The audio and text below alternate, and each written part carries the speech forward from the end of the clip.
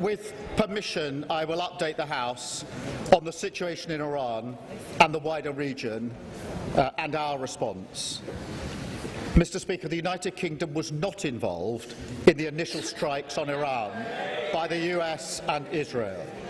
That decision was deliberate.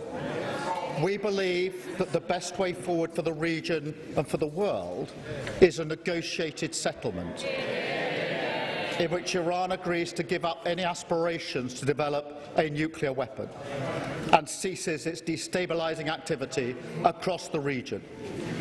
That has been the long-standing position of successive British governments.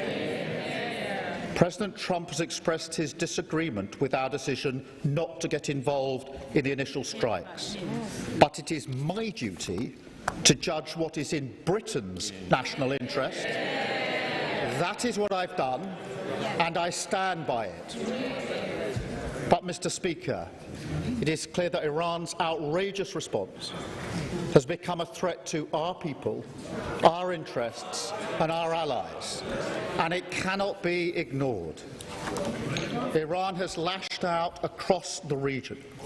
They've launched hundreds of missiles and thousands of drones at countries which did not attack them, including the UAE, Saudi Arabia, Kuwait, Qatar, Iraq, Bahrain and Oman. And overnight, Hezbollah, Iran's proxy in Lebanon, launched attacks on Israel, seeking to escalate the war. Mr. Speaker, there are an estimated 300,000 British citizens in the regions, residents, families on holiday, and those in transit. Iran has hit airports and hotels where British citizens are staying. It is deeply concerning for the whole House and the whole country. And, Mr. Speaker, our armed forces are also being put at risk by Iran's actions. On Saturday, Iran hit a military base in Bahrain with missiles and drones. There were 300 British personnel on the base, some within a few hundred yards of the strike. Last night, a drone hit RAF Akrotiri in Cyprus. There were no casualties in this strike. Mr. Speaker, it is important for me to say that our bases in Cyprus are not being used by US bombers. The security of our friends and partners in Cyprus is of critical importance. And, Mr. Speaker, I want to be clear. The strike on RAF Akrotiri in Cyprus was not in response to any decision that we have taken. In our assessment, the drone was launched prior to our announcement. Iran's aggression towards Britain and our interests is long-standing, and that's why we've always ensured that protections for British bases and personnel are at their highest level. Mr. Speaker, it is very clear that the death of the Supreme Leader will not stop Iran from launching these strikes. In fact, their approach is becoming even more reckless and more dangerous to civilians. They are working ruthlessly and deliberately through a plan to strike not only military targets, but also economic targets in the region, with no regard for civilian casualties. That is the situation we face today, and to which we must respond. Mr. Speaker, I've been speaking to our Gulf partners over the weekend. They're outraged by Iran's acts, particularly as they played no part in any strikes, and they've asked us to do more to defend them. Moreover, it is my duty, the highest duty of my office, to protect British lives. That is why we put British jets in the air, Typhoons and F-35s, as part of coordinated defensive operations, which have already successfully intercepted Iranian strikes, including, Mr. Speaker, taking out one drone that was heading towards a coalition base in Iraq, housing UK service personnel. I want to pay tribute to our brilliant servicemen and women, putting themselves in harm's way to keep others safe. And I know the whole House will join me in expressing our gratitude and our respect. But, Mr. Speaker, it is simply not possible to shoot down every Iranian missile and every drone after they've been launched. The only way to stop the threat is to destroy the missiles at source, in their storage depots or at the launchers. The US requested permission to use British bases for that specific and limited defensive purpose, because they had the capabilities to do so.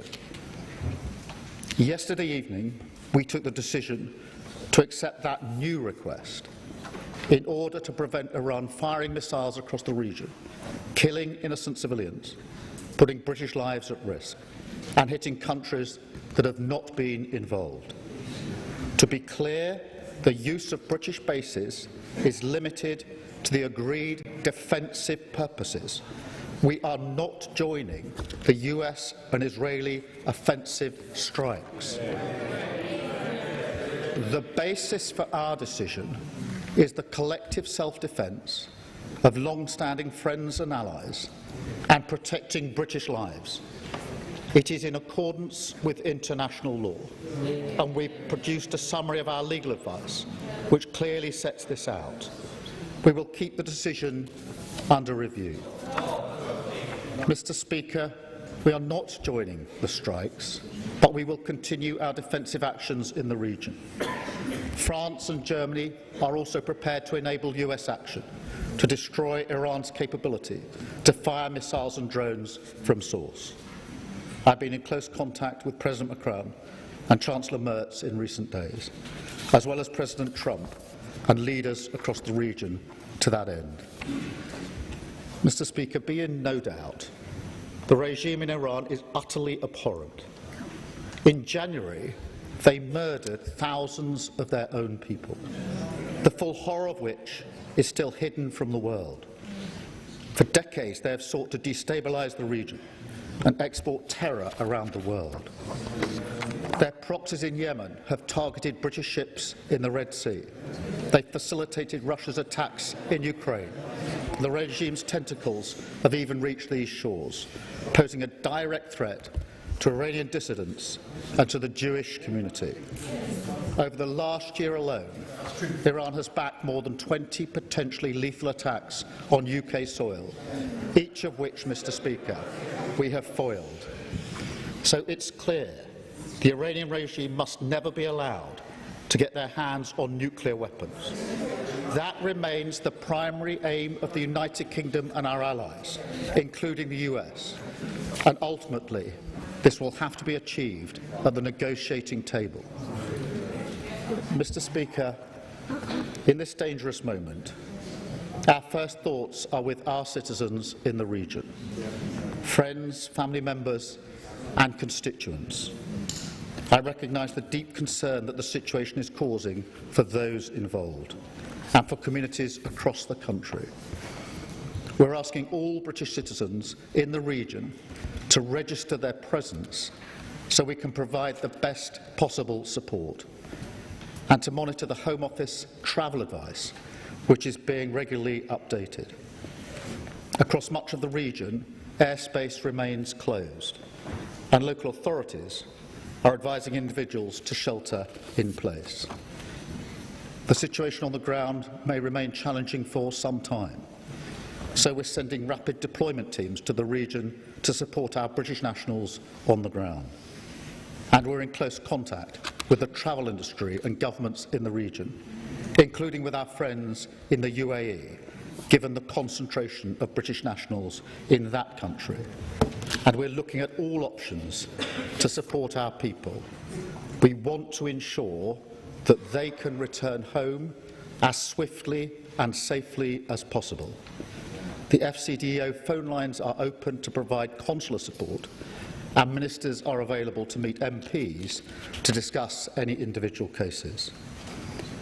Mr. Speaker, we're also reaching out to communities across the United Kingdom, including Muslim and Jewish community organisations, and we're making sure that sites across the country, including places of worship, have appropriate protective security in place.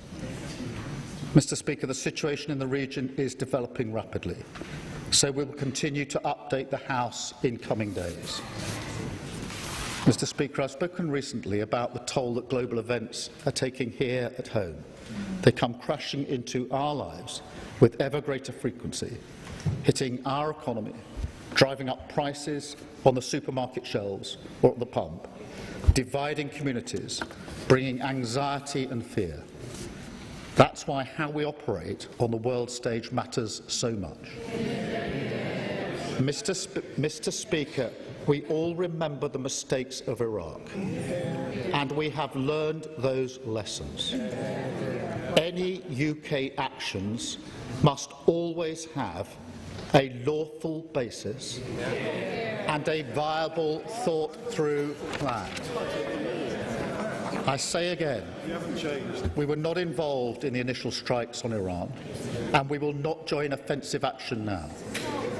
But in the face of Iran's barrage of missiles and drones, we will protect our people in the region and support the collective self-defence of our allies, because that is our duty to the British people.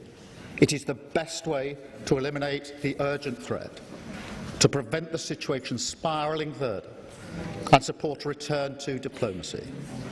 It is the best way to protect British interests and British lives.